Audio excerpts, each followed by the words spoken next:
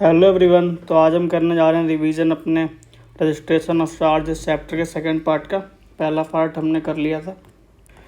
तो अभी तक हमने इसमें देख लिया था चार्ज क्या होता है और टाइप्स ऑफ चार्जेस देख लिया था। उसके बाद हमने फ्लोटिंग और फिक्स चार्ज, फिर हमने क्रिस्टलाइजेशन ऑफ फ्लोटिंग चार्ज देख लिया, फिर ड्यूटी टू रजिस्टर चार्ज देख लिया हमने। उसके बाद चार्ज कैसे रजिस्टर करना है ये भी देख लिया था। फिर verification of instruments of charge ये भी देख चुके हैं। एक्सटेंशन ऑफ टाइम लिमिट वो भी हम कर चुके हैं पिछले पार्ट में। तो इस पार्ट में हम स्टार्ट करेंगे deemed notice of charge section 80। All charges registered with the respective registrar of companies are public documents.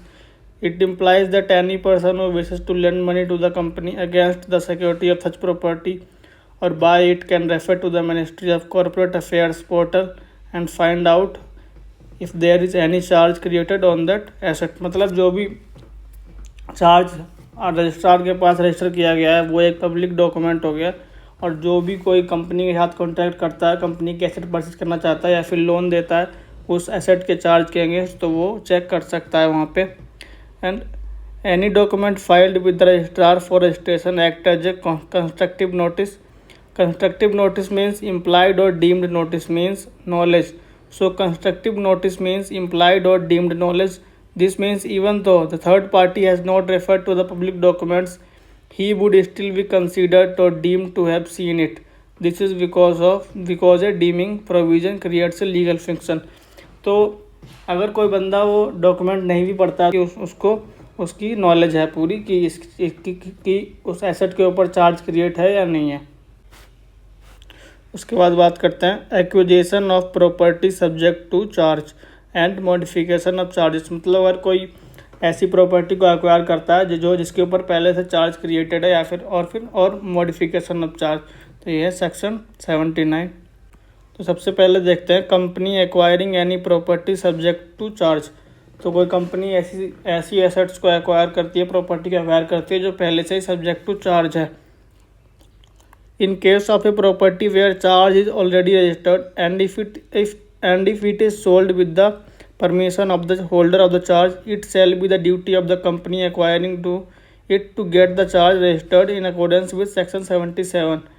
In other words, the earlier charge should get vacated and in its place new charge should get registered by the company which has now acquired the property.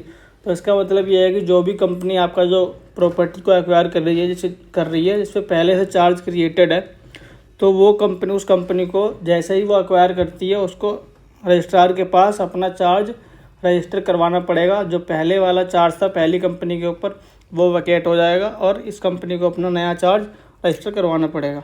इसके बाद बात करते हैं modification of charge.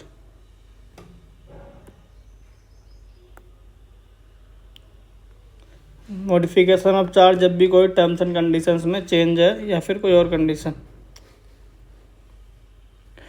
Modification includes variation in any of the terms conditions of the agreement including change in rate of interest which may be by mutual agreement or by operation of law. Variation in extent or operation of any charge is also a kind of modification. Even if the rights of a charge holder are assigned to a third party, it will be regarded as a modification. ये आपके modification के तरीके हो सकते हैं। Some examples of modification: where the charge is modified by varying in terms and conditions, where the modification is in pursuance of agreement for enhancing or decreasing the limits, where the modification is by ceding a pari passu charge, where there is a change in the rate of interest, where there is change in the payment schedule of loan, and where there is partial release of the charge on a particular asset of। तो ये आपके जो हैं ये हैं आपके modification के example. And issue of certificate of modification. तो जो आपका रजिस्ट्रार है, registrar shall issue A certificate of modification of charge in form number CHG3। तो CHG3 में आपका जो रजिस्ट्रार है वो मॉडिफिकेशन के फॉर्म को इशू करेगा। उसके बाद बात करते हैं company to report satisfaction of the charge. Section 82 intimation regarding satisfaction of the charge. मतलब अगर आपका जो चार्ज है उसकी प्रीपेमेंट पूरी हो चुकी है एंड सेटिस्फेक्शन हो चुका है, तो वो कंपनी को आपका रजिस्ट्रार को बताना होता है, इंटीमेट करना होता है। Section 82 of the companies act 2013 requires a company to give intimation of payment or satisfaction in full of any charge earlier registered to the registrar in the prescribed form. The intimation needs to be given within a period of 30 days from the date of such payment or satisfaction. तो आपका जो intimation है satisfaction का वो company को registrar को देना होता है 30 डेज के अंदर, जब आपका फुल पेमेंट हो जाता है उसके बाद। एक्सटेंडेड पीरियड ऑफ इंटीमेशन, तो अगर आपकी जो कंपनी है वो 30 दिन में इंटीमेशन नहीं दे पाती है तो उसको 270 डेज और मिलते हैं और वो आपका 300 डेज में दे सकती है इंटीमेशन। 300 दिन का आपको टाइम मिलता है, मतलब 270 डेज का और टाइम मिलता है, तो टोटल 300 डेज का आपको टाइम मिलता है प्रिस्क्राइब्ड एडिशनल फीस के साथ। उसके बाद notice to the holder of charge by the registrar, जैसे ही कंपनी रजिस्ट्रार को इंटीमेशन देती है उसके बाद जो आपका रजिस्ट्रार है वो जो चार्ज होल्डर है उसको नोटिस भेजता है। On receipt of intimation the registrar shall cause a notice to be send to the holder of the charge calling upon him to show cause within such time as specified in the notice but not exceeding 14 days. 14 दिन के अंदर registrar को 14 days के अंदर registrar को आपको जो है चार्ज होल्डर को नोटिस देना होता है इसके बारे में। और अगर चार्ज होल्डर की तरफ से कोई भी कॉज नहीं आता, if no cause is shown by the charge holder the registrar shall order entering of a memorandum of satisfaction in the register of the charges kept by him and accordingly he shall inform the company of having done so. तो आपका जो है वो registrar memorandum of satisfaction आपके register में enter कर देगा और कंपनी को उसके बारे में इन्फॉर्म कर देगा। और अगर कोई ऑब्जेक्शन आता है उसकी तरफ से तो फिर वो रजिस्ट्रार अपना वो रिकॉर्ड कर लेगा अपने रजिस्टर में। उसके बाद issue of certificate, the registrar इंटर्स A memorandum of satisfaction of charge in full, he shall issue A certificate of registration of satisfaction of charge in the form number CHG 5। तो जैसे ही आपका वो सेटिस्फेक्शन का certificate issue करे, जैसे ही आपका वो memorandum of satisfaction आपका रजिस्टर करता है, एंटर करता है रजिस्ट्रार, उसके बाद उसको एक certificate of registration of satisfaction issue करना पड़ेगा CHG 5 में। और preservation of records, the instrument creating a charge or modification thereon shall be preserved for a period of 8 years from the date of satisfaction of the charge by company. तो company को ये आपका 8 साल तक इसको preserve करके रखना पड़ता है, जो आपका रजिस्ट्रेशन का डॉक्यूमेंट था चार्ज का उसको। इसके बाद बात करते हैं power of registrar to make entries of satisfaction and release in absence of intimation from the company.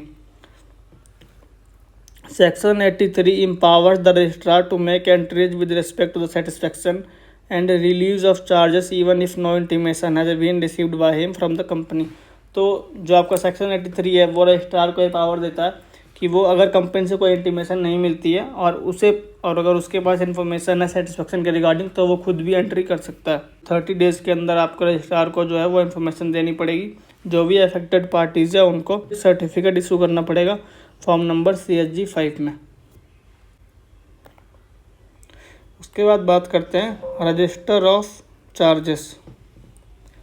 Section 81 states that registrar shall in respect of every company keep a register containing particulars of charges registered under chapter 6 in the prescribed form and manner। तो जो आपका registrar है उसको जो भी company ने charges register करवाए हैं उनका रजिस्टर मेंटेन करना होता है सेक्शन 81 के according.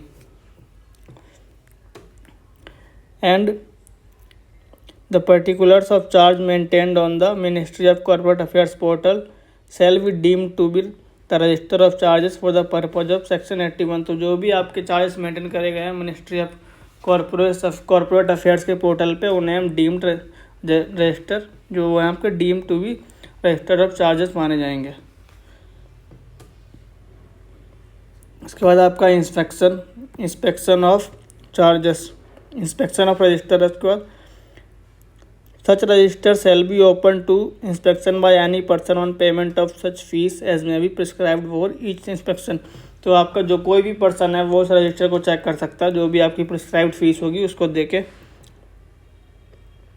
Register shall be open to inspection by any person on payment of fees. तो आपका वो जो रजिस्टर है वो किसी भी पर्सन के इंस्पेक्शन के लिए ओपन किया जाना चाहिए, उसकी प्रिस्क्राइब्ड फी लेके उससे। उसके बाद है register of charges to be kept by the company. तो कंपनी को भी आपका जो है वो एक रजिस्टर चार्जेस का रखना होता है। According to section 85(1) every company shall keep a register of charges in the prescribed form and manner as it is registered office. The register shall include all charges and floating charges affecting any property or asset of the company or any of its undertakings, indicating in each case in the prescribed particulars। तो जो है company जो register है आपका वो सारे उसके charge जो है फ्लोटिंग है या फिक्स चार्ज है वो सब इंक्लूड होने चाहिए उसमें। ए copy of instrument creating the charge shall also be kept at the registered office along with the register of the charges. जो आपकी एक चार्ज क्रिएशन का इंस्ट्रूमेंट है वो भी आपका रजिस्टर के साथ रजिस्टर ऑफिस पे होना चाहिए।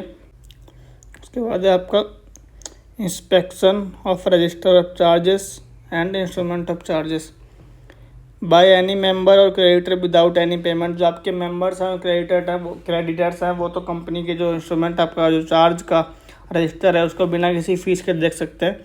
And by any other person on payment of prescribed fees. उसके बाद आपका preservation of register. The register of charges shall be preserved permanently and the instrument creating a charge or modification thereon shall be preserved for a period of 8 years। तो company को जो आपका register है charge का ये permanently रखना होता है, और जो इंस्ट्रूमेंट होता है चार्ज क्रिएशन का वो कंपनी को 8 साल तक रखना होता है उसके सेटिस्फेक्शन के बाद।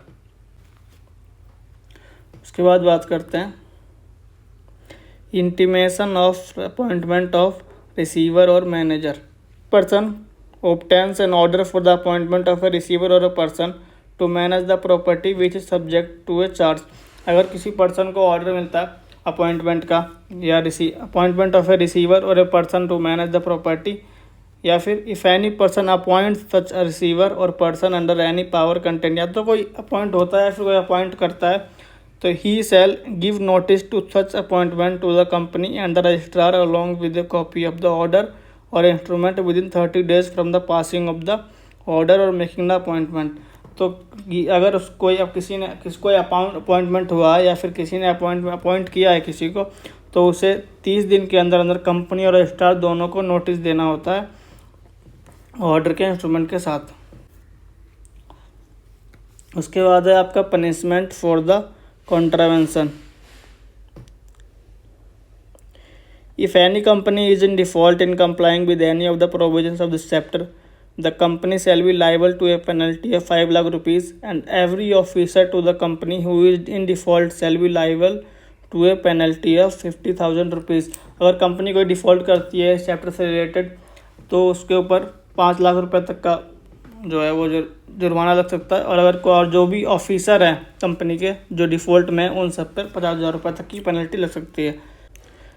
Section 447 relating to punishment of fraud also becomes applicable in certain cases if any person willfully furnishes any false or incorrect information, knowingly surpasses any material information।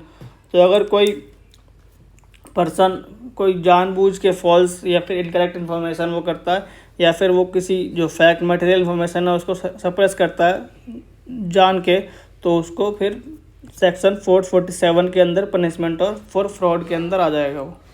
इसी के साथ हमारे रजिस्ट्रेशन ऑफ चार्जेस चैप्टर का revision पूरा हो चुका है। अब मिलते हैं अगले चैप्टर में, तब तक के लिए थैंक यू।